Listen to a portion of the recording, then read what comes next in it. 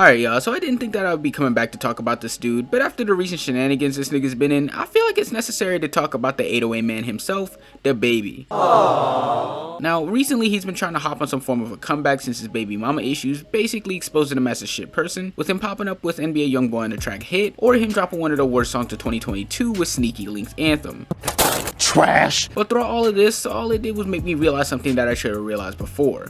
DaBaby is falling off.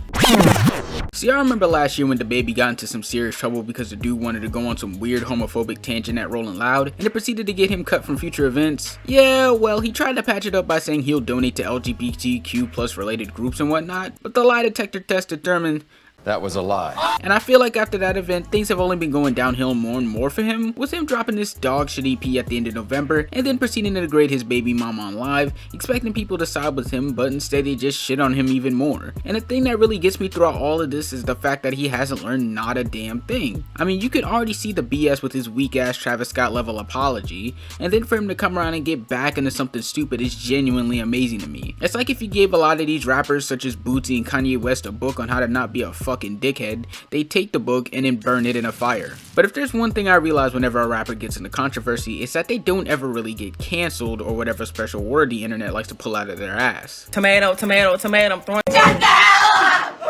Shut up! And it's mainly because a lot of people who aren't famous are so used to clinging themselves and their personality to these famous music artists that don't even know them, by the way, that they're basically just allowing it to pass by, with them trying their hardest to defend whatever action said singer or rapper might have done. I mean, look at Chris Brown. Have you read the police report of him and Rihanna? That shit reads like a horror movie for women, but the uncles still love him. Or R. Kelly and how fucked in the head he was, but the aunties still love him. And it's sad to see because it shows how weak-minded a lot of people in this world have become. Not saying that things were different back then, because doing crack in the 80s doesn't make you very wise either, but I feel like with how big the media has gotten and how big the level of influence has gotten online, it just seems so much more easier for people to go with anything or anyone, no matter how fucked said person's or opinion may be. But that doesn't deter from the influencers and music artists who tend to excuse this kind of behavior, mainly just blaming the victim because rich and famous people don't like being called out, and instead giving all the support towards the problem itself. But overall, I think that throughout all of this bullshit that's been going on with DaBaby and with him trying to come back into fruition as of recently, I feel like there's no way to truly determine if he's cancelled or not right now. Knowing how people work, he'll just end up hitting mainstream again if he switches up his style enough. But not to Sneaky Link Anthem though, because that shit was ass. But as for falling off in terms of music,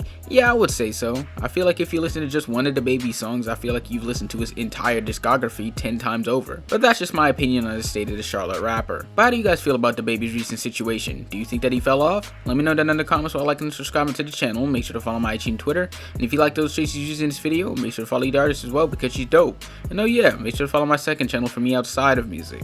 And on that note, I'll see you on Friday for another album review. Peace. Sorry to disappoint you, Yugi. Huh? You triggered my trap card!